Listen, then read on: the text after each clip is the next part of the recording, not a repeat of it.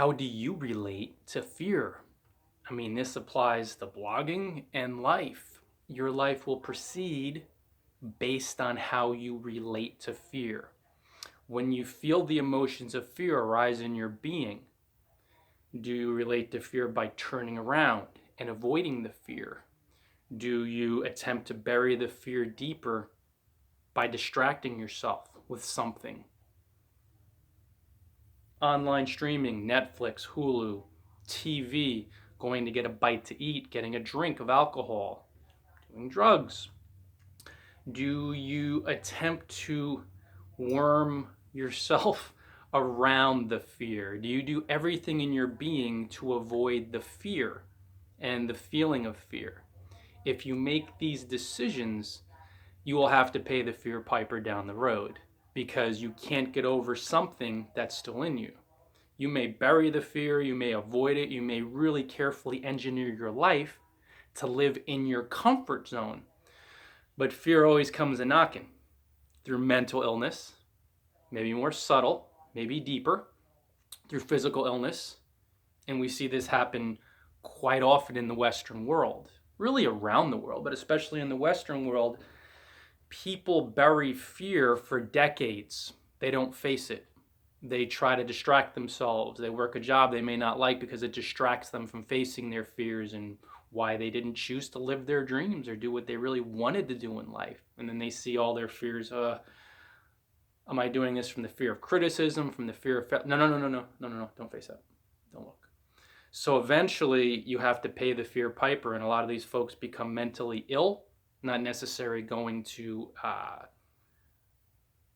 institution, but just you see people are making these decisions based on fear. And I think right now, just one little timely topic, the current news cycle, it's showing how afraid most people are and how they've buried most of their fears instead of facing the fears. If you bury the fear, it will manifest as physical illness. Then instead of facing the fear and facing the illness and the truth head on, you look for solutions to the illness, relief, in pills, in prescriptions, in machines, and anything outside of you facing your fear. Now, the individuals who face their fears head on, oh my gosh, it's tough to feel fear. Nobody likes the emotions of anger and rage and sheer panic and terror. Shaking in fear, losing your breath, try doing a live broadcast for the first time, and this one isn't live, but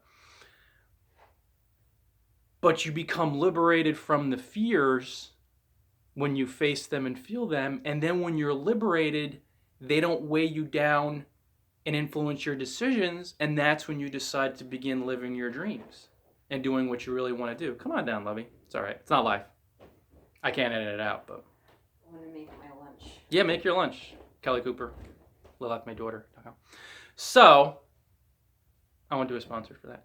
So basically, facing your fear routinely and facing your fears, even though it's highly unpleasant to feel the fears, liberates you from the fears, so you begin making choices more from an energy of like love. Like you're doing something like, hey, wouldn't that be fun? And doesn't it seem like it'd be helpful to folks? And that's the starting point of living your dreams, whatever they are. You have to change from fear driving you by not facing it, that relationship of aversion, and you're going to have to pay the fear piper anyway. It will eventually catch up to you. You could bury it, but it's still there. It's in my hair. Or you face it and feel it. Then when you're liberated from more and more fears, you start making choices from love, harmony, peace of mind, generosity and abundance. Hey, I'm going to do this and it feels fun, and I'm going to put it out there to help folks who are maybe struggling with this.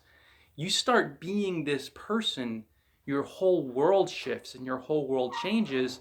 Not only that, that relationship with fear that you've established to where you actually nudge into it and feel it and you're gentle with yourself will make you a lot more fearless, and it will make you dive into deeper fears, and that's where all the liberation is. The fun, the freedom. You look at folks like Kelly and myself and, I'm so jealous. I'd love to circle the globe and blog professionally and just see the world.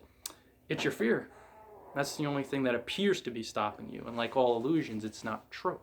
You feel the fear, it feels unpleasant, but it's an illusion.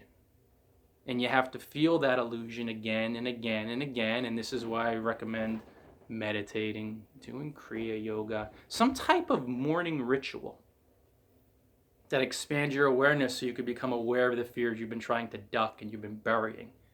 So guys, that's how to develop a better relationship with fear, or at least, questioning yourself.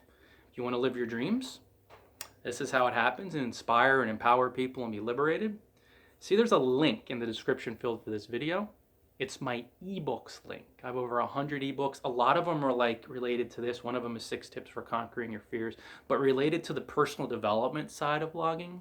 A lot of bloggers just think they're blogging tips. Only 55 of them, and it's like 120 plus ebooks, are blogging tips related. So if you want some really helpful mindset tips, buy some. I have tons of them there. So click that link and then scroll down and you'll see like self-help, and some of them are energy. So do some shopping